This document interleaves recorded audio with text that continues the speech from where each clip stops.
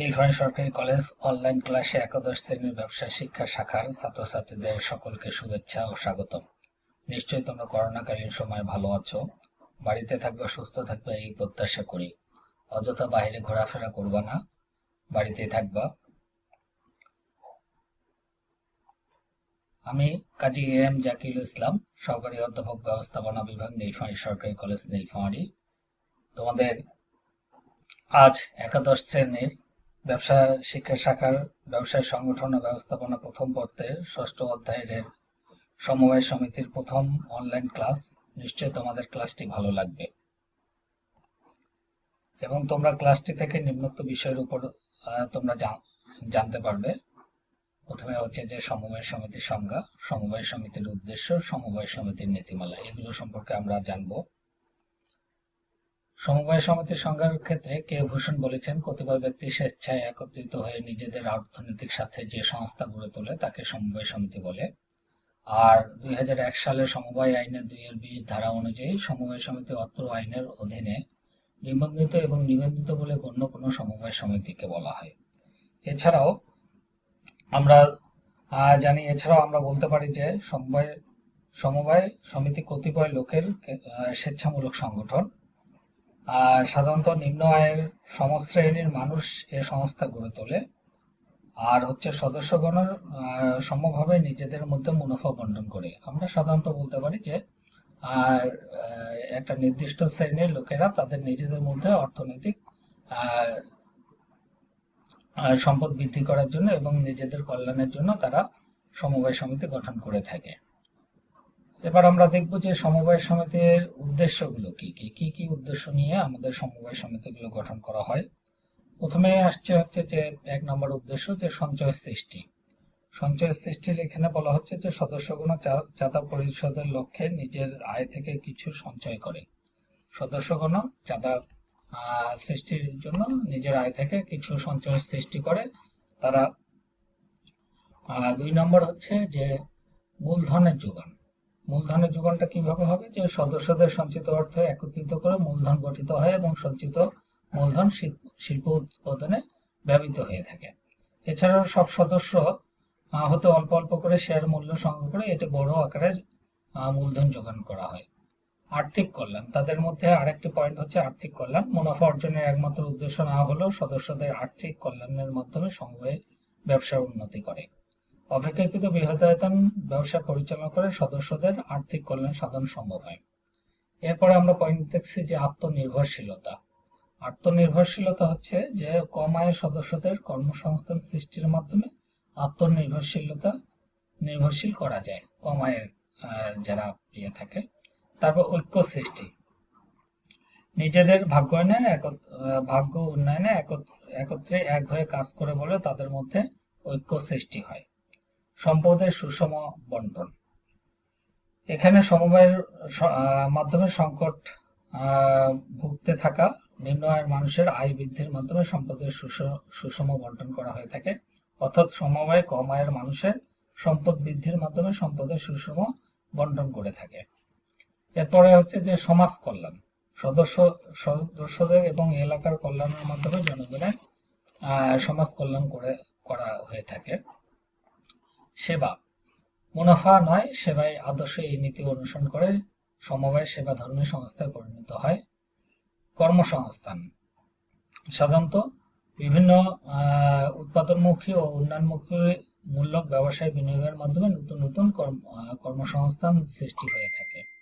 জীবনযাত্রার মান উন্নয়ন, সদস্যদের ব্যক্তিগত তথা সামাজিক উন্নয়নের মাধ্যমে সমবায় মানুষের জীবনযাত্রার মান উন্নয়ন করতে পারে। ন্যায্য মূল্যে পণ্য সরবরাহ, ভোক্তা সমবায়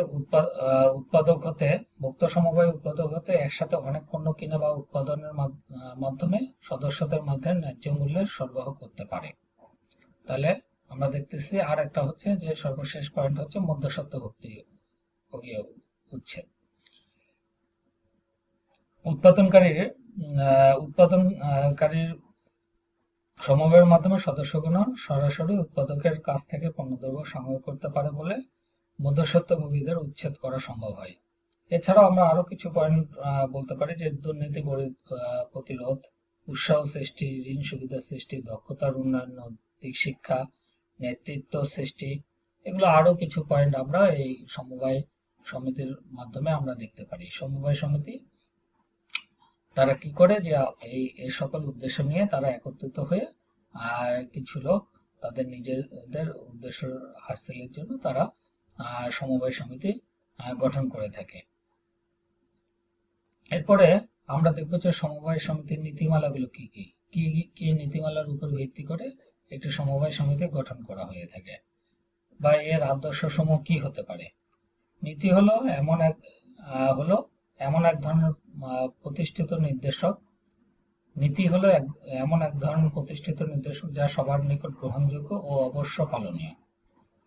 বর্তমান বিশ্বে সমবায় সংগঠন অত্যন্ত দাপটের সাথে বৃহদায়তন প্রতিষ্ঠানের পাশাপাশি টিকে আছে তার আদর্শ বা নীতিমালার কারণে। নীতিমালা যদি তাদের ঠিকভাবে না থাকতো তাহলে কিন্তু তারা সমবায় সমিতিগুলো ঠিকভাবে চলতে পারতো না। তা আমরা দেখি যে কি কি নীতির উপর এই সমবায় সমিতি গঠিত হতে পারে। প্রথমেই হচ্ছে যে একতা। একতাটা কি? একতায় সমবায়ের মূল মন্ত্র। সমবায়ের সকল সদস্য যে কোনো পরিবেশ ও পরিস্থিতিতে একত্রে থেকে নিজের শক্তি ও সামর্থ্যকে কাজে লাগিয়ে সফল হয়ে থাকেন, তাই বলা হয় ইউনিটি ইজ স্ট্রেংথ। 2 নম্বর হচ্ছে সহযোগিতা। সমবায়ের সদস্যগণ একে অপরের সহযোগী হিসাবে কাজ করে। পরস্পর সহযোগিতা ও সহমর্মিতা তাদের সাফল্যের অন্যতম কারণ। প্রবাদে আছে, cooperation is the best relation.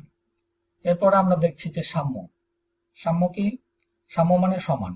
সামাজিক বা অর্থনৈতিক ক্ষেত্রে যেমনই হোক না কেন, সমিতির সবাই সমান মর্যাদার অধিকারী। বলা হয়ে থাকে ইকুয়ালিটি ক্রিয়েটস ডিসিপ্লিন। এরপরে আছে যে আমরা দেখছি যে সততা, অনেস্টি। এখানে প্রত্যেক সদস্যই সৎ হতে হবে, বিশেষ করে যারা পরিচালনায় অংশগ্রহণ করেন তাদের সততা প্রশ্নাতীত থাকা আবশ্যক, কেননা honesty is the best policy. সমঝোতা। পারস্পরিক সমঝোতার মাধ্যমে কাজ করতে পারলে উন্নতি নিশ্চিত, তাই সদস্যদের পারস্পরিক সমঝোতার মাধ্যমে সংগঠন চালানো উচিত। নিউম্যানের মতে, coordination is one of the primary goals of every manager. এরপরে হচ্ছে আস্থা ও বিশ্বাস। সমবায়ের সদস্যদের পরস্পরের প্রতি আস্থা ও বিশ্বাস থাকা উচিত, তা নাহলে প্রতিষ্ঠান উন্নতি লাভ করতে পারে না। এখানে কেননা ট্রাস্ট মেক্স কনফিডেন্স। সেবা। সেবাই প্রধান, এই মন্ত্রকে সামনে নিয়ে সমবায় পরিচালিত হয়, কেননা সেবা না থাকলে পরস্পরকে সেবা দিয়ে যাবে। গণতন্ত্র। সবার মতের মূল্য সমান, এই গণতান্ত্রিক রীতির উপর বিশ্বাস করে প্রতিষ্ঠান পরিচালিত হয়। বর্তমান democracy is the best system in management. বন্ধুত্ব। সমবায়ের সদস্যগণে একে অপরের বন্ধুর মতো, বন্ধুর সুখ দুঃখের বন্ধুকে এগিয়ে আসতে হবে। বন্ধুত্বের সম্পর্কের কারণে সদস্যগণ কাঁধে কাঁধ মিলিয়ে কাজ করে, কেননা a friend in need is a friend in deed. মিতব্যয়িতা। স্বল্পবিত্ত ও মধ্যবিত্তের সংগঠন বলে যথাসম্ভব কম অথচ পরিমিত ব্যয় করার চেষ্টা থাকা উচিত। সমবায় কর্মীদের মিতব্যয়িতার সাথে কর্মসম্পাদনের শিক্ষা আবশ্যক। এরপর হচ্ছে সমভোটাধিকার। দেখা যায় যে সাধারণত যে সকলেই সমানভাবে ভোটাধিকার প্রয়োগ করবে। ভোটাধিকার কম এখানে শেয়ারের ভিত্তিতে নির্ধারিত হয়ে থাকে। মুনাফা বন্টন। সেবা প্রধান লক্ষ্য হয় অর্জিত মুনাফার পুরো অংশ ভাগ না করে শতকরা 20 ভাগ জমা রাখা হয়। অবশিষ্ট অংশ হতে সদস্যদের শেয়ার মূল্য অনুপাতে মুনাফা বন্টন করে দেওয়া হয় বলে অসন্তোষ সৃষ্টি হয় না। এটা আমরা যে ধারা সমবায় আইন দেখলাম, সেই সমবায় আইনের ধারা 34-এ লেখা আছে। সাধারণত আমরা 20 ভাগ মুনাফার রেখে দেওয়া হয়, যে পরবর্তীতে কাজে দেওয়ার জন্য। এরপরে আছে হচ্ছে নিরপেক্ষতা। পক্ষপাতিত্ব সমবায় উন্নয়নে ব্যাহত করে, তাই সব সদস্যকে নিরপেক্ষ বজায় রাখা হয়। নিরপেক্ষতার সাথে দায়িত্ব পালন সম্ভব হলে প্রতিষ্ঠানের ভেতর ও বাহিরে সকলের শ্রদ্ধা অর্জন সম্ভব। এছাড়াও আমরা দেখি যে ত্যাগ, নৈকট্য, তারপর সহনশীলতা, ন্যায়পরায়ণতা, সাহসিকতা, পরিশ্রমী, এগুলো হচ্ছে যে সমবায়ের নীতিমালার মধ্যেই পড়ে। পরিশেষে বলা যায় সমবায় টিকে থাকে তার আদর্শ বা নীতির উপর। যে সমবায় আদর্শগুলো পুরোপুরি পালন করতে সক্ষম তার উন্নতি নিশ্চিত, যে পারবে না তার ধ্বংস অনিবার্য। তাই প্রত্যেক সদস্যকে এর আদর্শগুলো মেনে চলা উচিত। আদর্শ পালনের মধ্যে দিয়ে সমবায় টিকে আছে যুগ যুগ ধরে। যেহেতু সমবায়ে তার একটা নির্দিষ্ট আইন অনুযায়ী চলে, বাংলাদেশে সমবায় আইন বাধ্যতামূলক। সমবায় সমিতি করতে হলে রেজিস্ট্রেশন নিতে হবে। সমবায় সমিতি থেকে রেজিস্ট্রেশন নিয়ে তারপর সমবায় আইনের মাধ্যমে প্রতিটি সমবায় সমিতিগুলো পরিচালিত হয়ে থাকে। আমরা চেষ্টা করব যে সমবায় সমিতিগুলো আমরা যেমন এখানে স্টুডেন্টদের মাঝেও আমরা সমিতি করতে পারি। যারা তোমরা আছো, তোমাদের একাদশ শ্রেণীর ব্যবসা শিক্ষা শাখার একটা সমবায় সমিতি হতে পারে। তোমরা তোমাদের নিজেদের কল্যাণের কথা চিন্তা করে তোমরা একটা ক্ষুদ্র ক্ষুদ্র অংশ তোমরা এখানে জমাতে পারো, এবং তোমরা ভবিষ্যতে এই সমবায় সমিতিটি একটা বৃহৎ আকার ধারণ করবে, এটা আমার বিশ্বাস। এছাড়াও আমি আজকের এই ক্লাস আমরা এই পর্যন্তই শেষ করব। সবাইকে ধন্যবাদ। আমরা আগামী ক্লাসে সমবায় সমিতির উপর আরেকটি সেশন অনুষ্ঠিত হবে। আরো দুটি ক্লাস সমবায় সমিতির উপর হবে। তোমরা সবাই বাসায় থাকবা, সুস্থ থাকবা, এবং বাইরে কোথাও ঘোরাফেরা করবা না, ক্লাসগুলো নিয়মিত করবা। আর এই প্রত্যাশা করে আমি আমার এই ক্লাস এখানে শেষ করছি। ধন্যবাদ সকলকে।